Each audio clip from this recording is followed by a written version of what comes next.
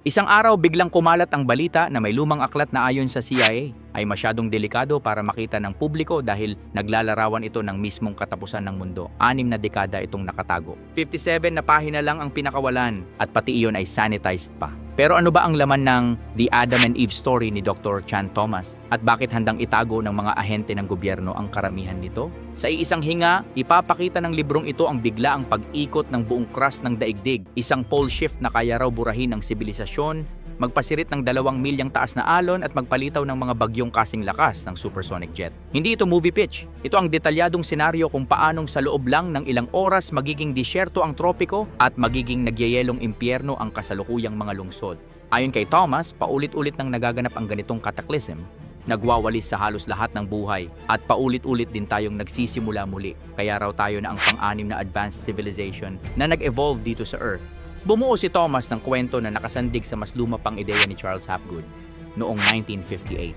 Earth Crustal Displacement. Sabi ni Hapgood, nagkakaroon ng pagkakataong madulas ang manipis na molten layer sa ilalim ng crust, dahilan para mapihit ang buong balat ng planeta ng 15 degree hanggang 40 degree. Si Albert Einstein mismo ang nagsulat ng foreword sa isa sa mga aklat ni Hapgood, kaya kahit tinawag itong pseudoscience noon, hindi agad ito na-convert. Pinatotohanan ng modernong siyensya na gumagalaw nga ang mga kontinente. Pangaea, Gondwana, Rodinia, puro ito mga supercontinent na naghiwa-hiwalay at muling nagbuo. Pero ang twist ni Thomas, mas brutal. Hindi 1,000 taon ang usapan kundi kalahating araw lang at 90 degree pa ang magiging ikot. Pininturahan niya ang eksena. Sa California, yayanig ang lupa na parang sinasampal ng higanting kamay. Kasabay ng Pacific Ocean na biglang tumaas na parang bundok at sasagasaan ang Los Angeles at San Francisco na para lang butil ng buhangin. Habang ang hangin ay sisipol sa bilis ng 1,000 miles per hour, guguyurin nito ang bawat gusali, sasakyang panghimpapawid, kabundukan. May susulpot na lava sa mga bitak at sa loob ng 4 na oras matapos ang unang yugyog, yelo naman ang magahari. Babagsak ng 180 degree ang temperatura, kaya ang tropiko ay magiging negative 80 degrees Celsius. Isipin mong nagmamaneho ka sa expressway ng 1,000 kilometers per hour tapos biglang pumreno sa zero. Ganito raw ang mararamdaman ng buong mundo. Pagkalipas ng 6 na araw, tatahimik ang dagat, pero ibang mundo na ito. Ang dating equator ang magiging bagong Arctic Circle.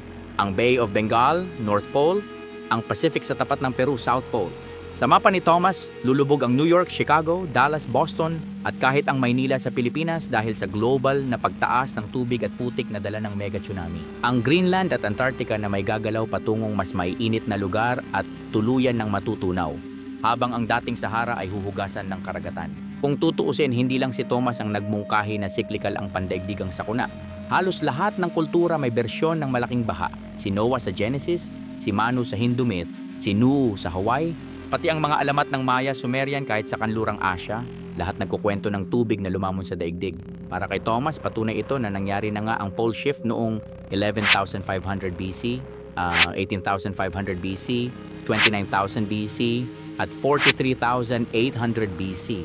Sa modernong core samples naman ang nag-uugnay ng Younger Dryas meltwater pulse sa biglaang pagtaas ng dagat at 1,000-foot tsunamis. Kaya nang ipinahiwatig niyang ang huling reboot ay noong 6,500 years lang ang nakalilipas, umigting ang kontrobersya.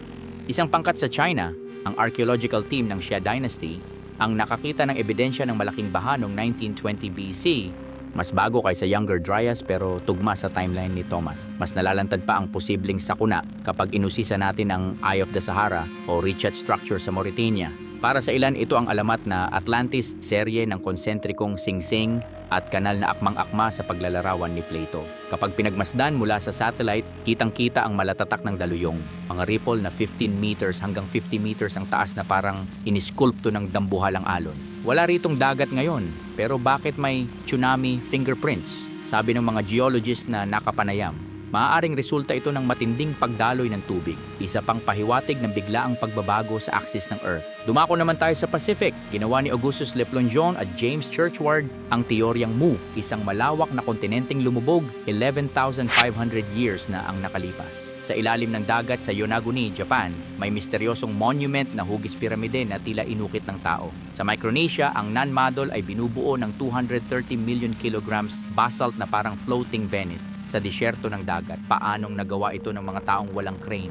Sa Easter Island, halos 1,000 moai ang nakatirik. Marami ay hanggang leeg lang sa lupa ngunit may buong katawan sa ilalim. Hindi ba't posibleng nakatayo na sila sa lupa tapos sinako ng putik matapos ang mega flood? Kaya ang tanong, kailan uli mangyayari ang susunod na balikwas ng mundo? Dito nagiging delikado ang pahayag ni Chan Thomas. Nag-update siya noong 1993 at sinabing sa loob ng 7 taon, posibleng mangyari ulit ang pole shift. Nakabase raw sa mga senyales ng pagkagambala sa magnetismo at seismology. Hindi natuloy ng year 2000 pero ayon sa USGS at NASA, bumibilis ang pag-usad ng magnetic north. Mula 9 meters kada taon noong 1990s, naging halos 40 meters kada taon ngayon. Nababawasan din ang lakas ng magnetic field ng Earth ng 9% sa nakaraang 170 years. Kung humina pa ito, mas magiging mahina ang proteksyon natin laban sa solar storms. Maaaring mamatay ang mga satellite, masunog ang power grid at bumagsak ang global na komunikasyon. May katwirang pangitain si Thomas tungkol sa biglaang lubrication ng crust. Noong 2004, Sumatra quake, ang North Pole ay nag-shift ng 25 centimeters at pinaikli ng 2.7 microseconds ang haba ng araw. Nangyari rin ito sa Chile quake ng 2010 at Japan quake ng 2011. Totoo ring biglang nagyayelo ang hayop. Nadiskubre sa Siberia ang woolly mammoth na may buttercups pa sa bibig at tiyan. Pero kumusta ang science versus Thomas? Una, maraming pagkukulang ang libro. Pinagsamasamang ideya galing kina Hapgood, Velikovsky, pati mga sci-fi trope. Walang mathematical na modelong ipinanukala. Ang thin molten layer na 60 to 120 miles ay hindi pinatutunayan ng modernong seismology bilang ganap na tuloy-tuloy na likido. Solid plastic asthenosphere ito na mabagal gumalaw. Pangatlo, ang Antarctic ice core ay nagpapakitang may mismong yelo doon ng 1.5 million years. Kung ganito kadalas ang 90-degree pole shift, dapat matagal nang natunaw yun. Sa kabila ng mga butas, may mga bahagi ng kwento ni Thomas na hindi natin maaaring maliitin. Ang mabilis na pagbabago ng klima, ang ebidensya ng biglaang pagka-flash freeze, at ang pagkakaroon ng mass extinction ng walang sapat na fossil na nagpapaliwanag. Dagdag pa rito, kung sakaling bumigay ang power grid dahil sa isang matinding coronal mass ejection, pwedeng bumalik sa dark age ang technological na mundo. Wala tayong GPS, internet o anumang modernong transportasyon. Naranasan na natin ito noong 1859 Carrington event. Kung ganoon kalakas ang solar flare ngayon, baka mawalan ng kuryente ang buong archipelago ng Pilipinas kasama ang global banking system. Ngayon, ang malaking tanong, dapat ba tayong mataranta kung babalikan ang kasaysayan ng pole reversal? Walang malawakang extinction na naitala tuwing nag-flip ang magnetism. Nakaraos pa rin ang Homo sapiens ng ilang beses. Pero hindi iyon comfort blanket. Noon, wala pang satellite, grid, cellphone at life support systems na umaasa sa electronics. Kung walang kuryente sa Metro Manila ng buwan o taon, paano ang ospital, tubig, pagkain? Yan ang tunay na banta. Sa huli, baka nga tama ang obserbasyon na minsan nahahati lamang ang pseudoscience at totoong siyensya ng takdang panahon. Ang heliocentrism ni Copernicus ay heresy lang noon. Ang plate tectonics na tinawag na katang-isip noong 1912 ay accepted na ngayon. Maaring mali si Chan Thomas o baka may ilang porsyento ng katotohanan na di pa kayang ipaliwanag ng mainstream science. Ang malinaw lang, hindi nito tinatapos ang mundo bukas, pero pinapaalala nito sa atin na hindi permanente ang ating sibilisasyon. Habang nakikinig ka sa kwentong ito mula sa bahay mo sa Quezon City o Davao o Cebu, tandaan mong napakaswerte nating mabuhay sa panahong may kuryente, tubig, internet at medisinang makabago. Kung mangyari man ang malaking pagbabago, pole shift man yan, solar storm or climate disaster, ang kahandaan at kooperasyon pa rin ng bawat komunidad, bawat bansa, bawat Pilipino ang magiging susi para hindi tayo maibalik sa batuhan. At kung nagustuhan mo ang kwentong ito, huwag kalimutang mag-subscribe dito sa channel. Maraming salamat sa inyong panonood.